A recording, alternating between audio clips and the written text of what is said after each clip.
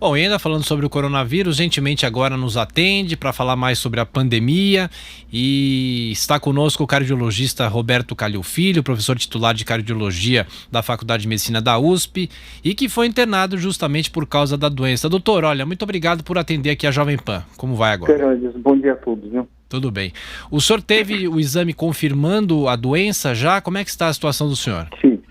Eu, no fim de semana passado, faz 8 dias, eu me senti mal, um mal-estar diferente. Vim ao hospital, eu tive uma pneumonia e foi diagnosticado o coronavírus. E aí, de lá para cá, estou internado até hoje. E doutor, o senhor obviamente é um médico da linha de frente, está trabalhando todos os dias aí no Sírio-Libanês.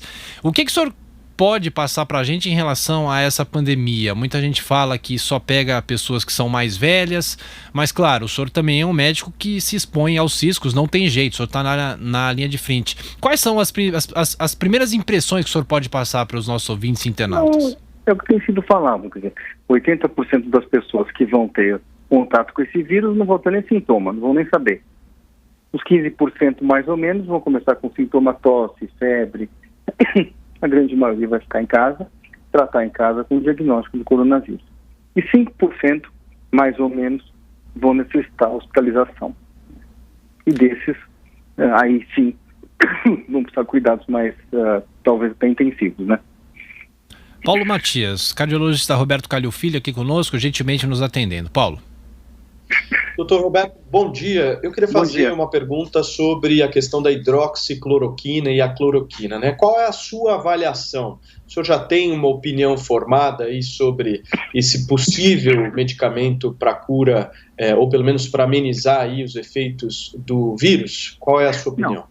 Não se tem, como vocês sabem, uma opinião formada. Tem alguns estudos mostrando que talvez tenha um benefício, até o Ministério da Saúde liberou até para uso dos casos mais graves da cloroquina.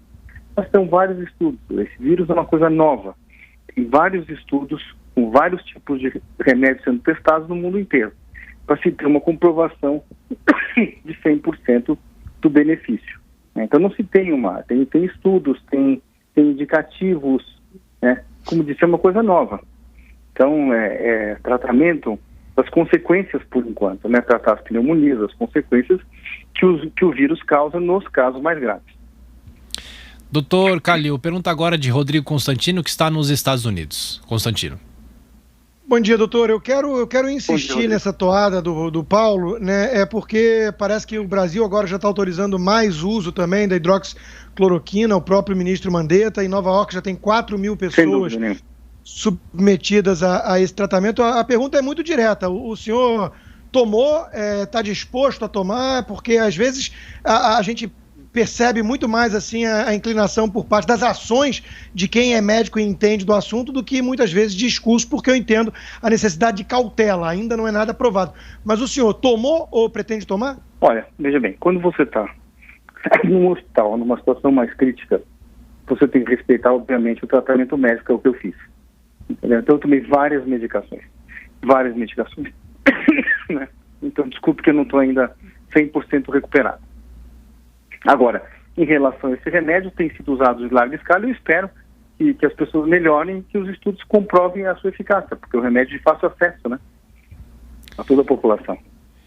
Doutor, falando sobre a questão da saúde, a gente vê uma montagem de um hospital de campanha no Pacaembu, também no AMB, e todas as medidas que estão sendo tomadas para as pessoas ficarem em casa para evitar o contágio e não sobrecarregar as unidades de saúde. O senhor acha que o Brasil vai conseguir sair dessa crise com uma estrutura melhor dos hospitais, pelo menos? O que o senhor vislumbra em relação à questão hospitalar nessa crise?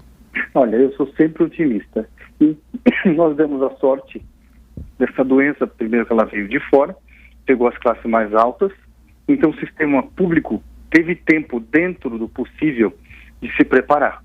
Né? Como você pode ver, são hospitais de campanha, os hospitais, que nem o Hospital das Clínicas, por exemplo, que eu faço parte do Instituto do Coração, nos preparamos mais ou menos com 900 leitos para receber pacientes com coronavírus, centenas de leitos de UTI, muito antes do pico.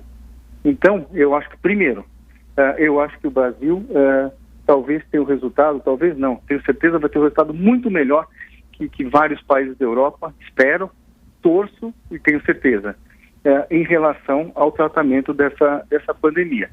E sua segunda pergunta, eu acho que sempre, quando você fortalece o sistema de saúde, nós temos o SUS, que é um sistema brilhante, que falta recurso, e diante de uma pandemia dessa, você está vendo vir recurso ao SUS, sempre vai sair fortalecido. Eu acho que o sistema de saúde do Brasil vai sair fortalecido sim dessa pandemia. Doutor, sei que a gente tem que encerrar por causa das suas condições, mas eu pergunto, o senhor acha que esse isolamento esse isolamento deve ir... quando, mas eu estou bem. Esse isolamento deve ir até mais alguns meses ainda? O senhor acha que inclusive a discussão dentro do governo de só isolar as pessoas mais velhas? Deixa, isso é uma coisa que é dia a dia que vai se responder. À medida que a curva vai sendo achatada, eu acho que eles vão, muito provavelmente, começar a flexibilizar, mas isso são números, né?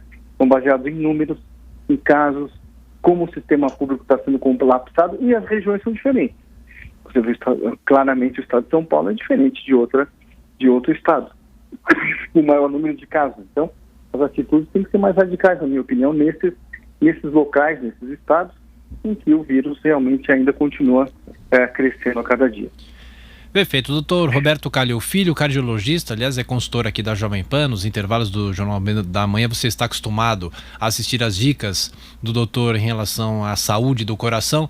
Muito obrigado pela atenção, pela gentileza. Estamos na torcida para a recuperação do senhor e para que tudo isso passe o mais rápido possível. Obrigado. Se Deus quiser. Muito obrigado a todos. Bom dia a todos. Até logo.